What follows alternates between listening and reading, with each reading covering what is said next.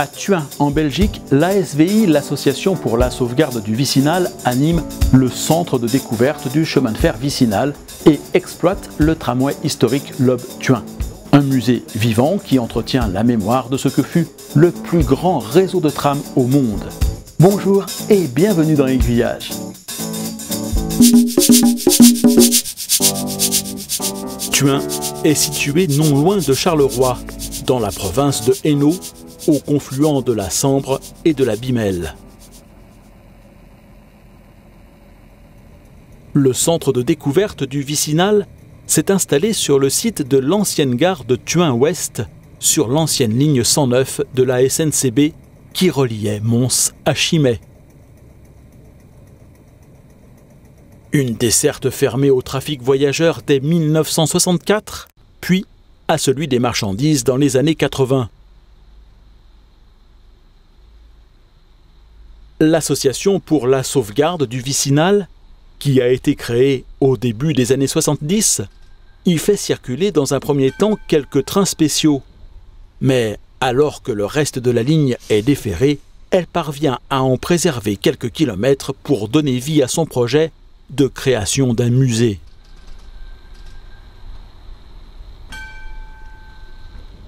Tout en conservant les traverses en place, l'un des fils de rail est déplacé pour ramener l'écartement de la voie à 1 mètre. Un aiguillage est posé dans la rue pour permettre de desservir les voies du futur musée.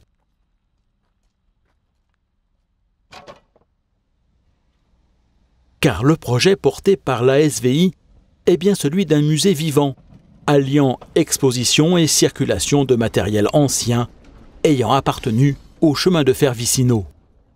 Le but de l'association, c'est à la fois de réunir du matériel roulant ancien et donc d'illustrer l'aspect technique des transports ruraux et ferroviaires. Depuis la traction vapeur 1888, la machine à vapeur que nous avons, jusqu'à l'immédiate après Seconde Guerre mondiale, d'une part, et d'autre part, c'est de pouvoir recréer l'ambiance des voyages sur les lignes vicinales, donc dans la campagne, comme ces voyages se sont déroulés pendant à peu près 100 ans, de 1880 à, on va dire, 1960 approximativement. Donc c'est effectivement de recréer l'ambiance des voyages anciens. Une ambiance à laquelle nous allons pouvoir goûter en prenant place à bord de différents engins qui circuleront sur 2 des 3 branches exploitées par l'association.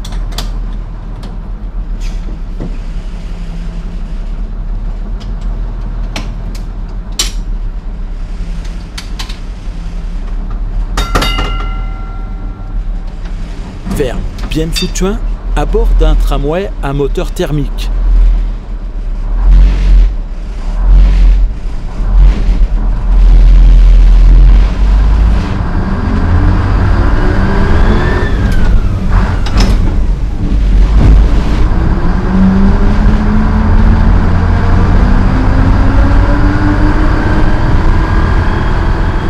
Et vers Lobe Entreville, à bord de motrices électriques.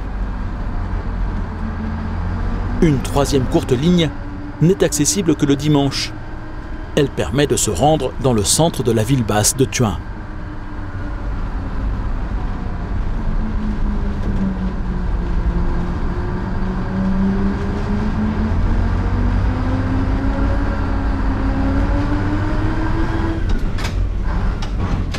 Les tramways vicinaux. Tous les citoyens belges ayant dépassé la 50aine ont conservé un souvenir de ce réseau qui a couvert jusqu'à près de 6000 km. J'habitais sur une ligne vicinale, je connaissais donc très bien les conducteurs qui, ce qui ne peut plus se faire maintenant, qui le soir, après 9h30, me laissaient conduire leur tram. Et c'est comme ça que j'ai toujours conduit des trams. Je n'ai jamais arrêté de conduire les trams depuis mes 18 ans, on peut dire. Je faisais déjà partie d'autres associations. Et donc oui, celle-ci a été créée et j'ai fait partie tout de suite, donc je faisais partie des membres fondateurs.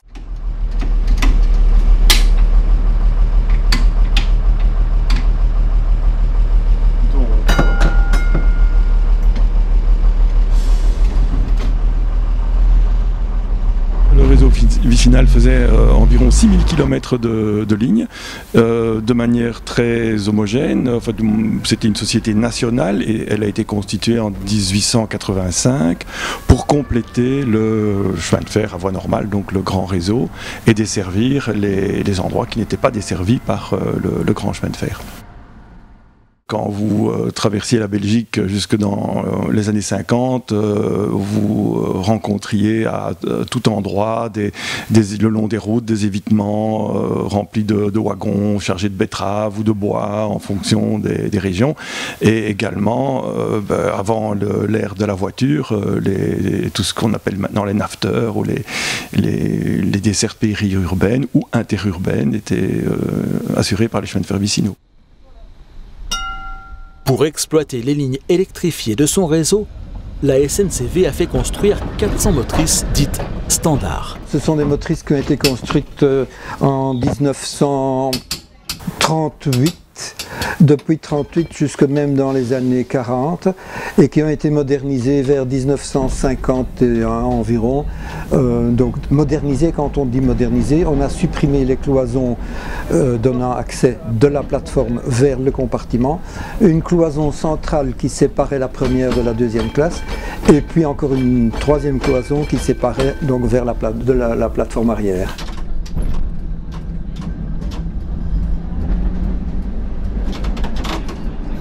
Le poste de conduite a été amélioré, très légèrement amélioré. Il est, disons, un tout petit peu plus ergonomique. On a aussi le tableau de bord qui commande les portes pneumatiquement.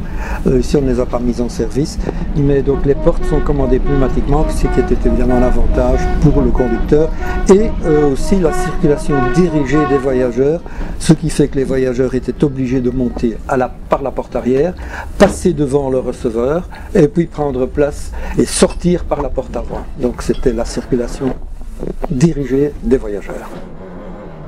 Pour assurer à ceux-ci un certain confort, le poste de conduite a été conçu de manière à autoriser un démarrage en douceur. On a une manivelle ici qui actionne le rhéostat et qui permet donc de démarrer progressivement, sans donner de choc, pour envoyer la tension de la ligne aérienne progressivement vers les moteurs. Donc nous avons, pour les personnes qui s'intéressent un tout petit peu à la technique, nous avons 4 moteurs de 62 chevaux qui sont d'abord couplés tous les 4 en série avec toutes les résistances, puis avec au deuxième cran nous avons donc toutes les résistances, moitié résistance, plein champ. Ça c'est le premier couplage en tous les moteurs en série, et puis on passe sur le deuxième couplage, série parallèle, donc les moteurs couplés 2 par 2 en série, avec toutes les résistances, moitié de résistance, plein champ, et puis on passe en parallèle, donc là les 4 moteurs reçoivent séparément les 600 volts, avec d'abord toutes les résistances, moitié de résistance, et puis plein champ. Ce qui permet d'abord d'avoir un démarrage progressif, et aussi les 3 couplages permettent une certaine économie de courant. Économie, confort et puissance. Car on se l'imagine peut-être difficilement aujourd'hui, mais ces motrices étaient souvent amenées à tracter jusqu'à 3 remorques de la même capacité qu'elles.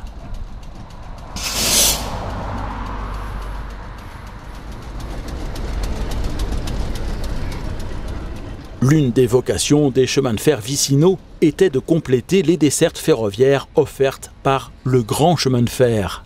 Thuin constitue un bel exemple de ce fait. À côté de l'ancienne ligne 109 de la SNCB, la SNCV avait établi une ligne pour relier Charleroi, à partir d'Anderlu, jusqu'à l'Aube en 1914, prolongée jusqu'à Thuin-Villebasse en 1930, en desservant au passage la gare de Thuin-Ouest. La ligne a été supprimée le 31 décembre 1983 et nous circulions déjà avec nos trams entre les trams réguliers les dimanches et jours fériés. Et après le 31 décembre 1983, nous avons donc la ligne était tout à fait pour nous, donc nous disposions de la totalité de la ligne. Nous sortions du dépôt d'Anderlu avec nos trams, et au fur et à mesure que nos activités se précisaient, nous avons pu construire un premier bâtiment qui était le premier musée, et puis un second bâtiment qui lui est devenu musée, le premier étant transformé en atelier.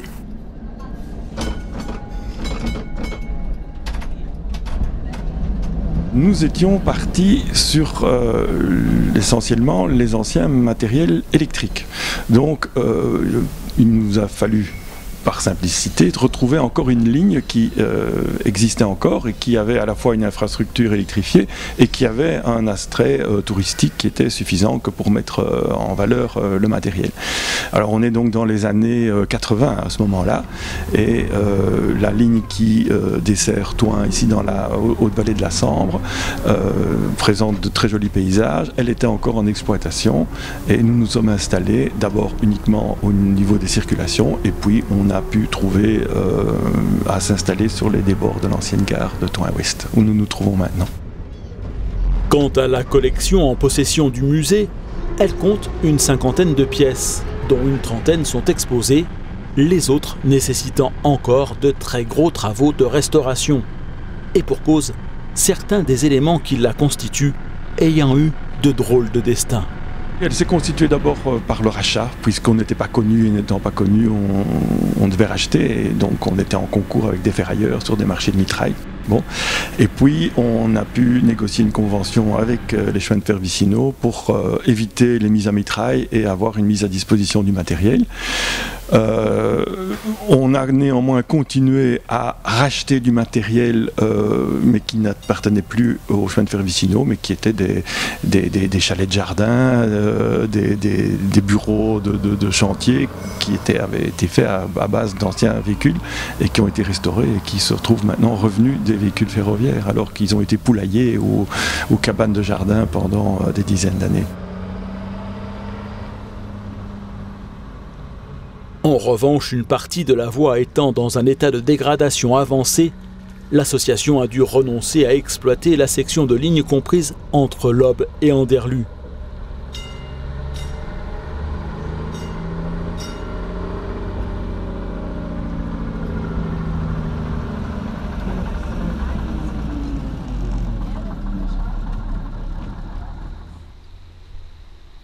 Pour que les motrices électriques continuent à circuler, il a du coup fallu doter le bâtiment du musée d'une sous-station pour alimenter en énergie la ligne. La haute tension y est reçue via une ligne alimentée en 10 500 volts, que la sous-station redresse et transforme en 600 volts, injectés dans le fil de cuivre qui surplombe la voie.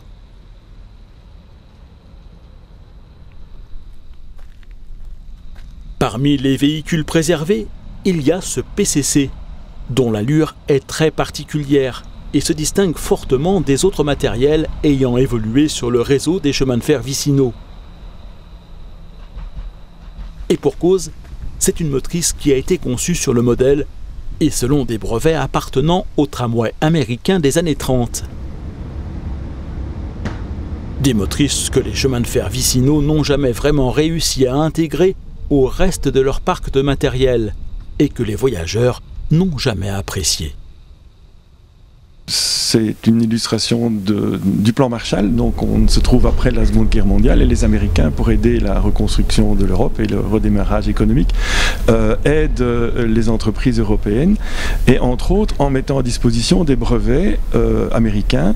Et ici, ce tram bénéficiait d'un brevet des motrices dites PCC qui était un modèle uniformisé américain des années 30. C'est la Brugeoisie Nivelle, une société de construction ferroviaire, qui a pu obtenir ces brevets. Et comme il fallait amorcer la pompe, les chemins de fer vicinaux, qui étaient une société nationale, ont été priés de passer commande.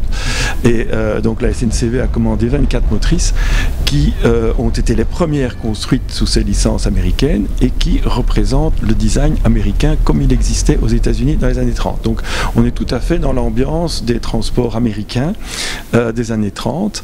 Les Vicinaux n'ont jamais pu faire un usage vraiment optimal de ce matériel qui était essentiellement destiné aux dessertes urbaines. Alors, les Vicinaux étaient surtout un réseau de campagne.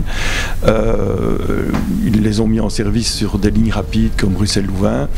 Les gens étaient malades parce que les suspensions sont souples, et puis surtout les voyageurs n'étaient pas très contents parce que tous les sièges sont dans le même sens et les voyages Vicinaux étaient assez longs et les gens avaient l'habitude de jouer aux cartes. Et donc on n'était pas face à face, c'était beaucoup plus compliqué pour les jeux de cartes, et donc ce matériel était mal vu. Il a alors été envoyé sur la ligne urbaine de Charleroi, et en définitive en 1960 les Vicinaux ont revendu au tramway de Belgrade ces motrices.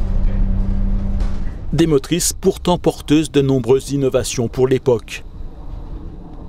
Les portes ne se trouvent que sur le côté droit. Il n'y a qu'un seul poste de conduite. Les rames ne sont par conséquent conçues que pour rouler dans un seul sens, étant entendu qu'elles parcourent une boucle en fin de ligne pour se remettre dans le bon. En un mot, elles sont conçues pour une exploitation en milieu urbain, qui diffère sensiblement de celles pratiquées par les chemins de fer vicinaux. C'était pas dans la tradition vicinale. La tradition vicinale, c'est de pouvoir prendre des remorques, c'est de pouvoir faire à la fois des voyageurs et des marchandises, des trains mixtes. Ici, on n'est pas du tout dans la même philosophie, donc ça n'était pas dans l'usage vicinal, pas dans la culture, si on veut dire, du chemin de fer vicinal, qui est un peu plus rural, plus robuste, plus simple, plus rustique. Ici, on était dans une technologie qui était pour l'époque avancée et qui n'était pas vraiment adaptée à la mentalité des chemins de fer vicinaux. Donc le poste de conduite principal, c'est celui où nous sommes. Et ce qui était particulier aussi, c'était une nouveauté pour l'époque, c'était que ce matériel était conduit par pédale. Donc la conduite se faisait à peu près comme une voiture, c'est-à-dire avec un accélérateur et une pédale de freinage. C'est le poste de conduite principal. Il y avait un poste de conduite accessoire à l'arrière qui ne servait qu'aux manœuvres, et qu'ici on a dû l'équiper de manière complète pour les questions de sécurité, puisque effectivement, dans un sens, on utilise le poste dit de secours. Et il a donc été équipé de tout ce qui est nécessaire pour la conduite au niveau avertisseur sonore, clignotant, etc.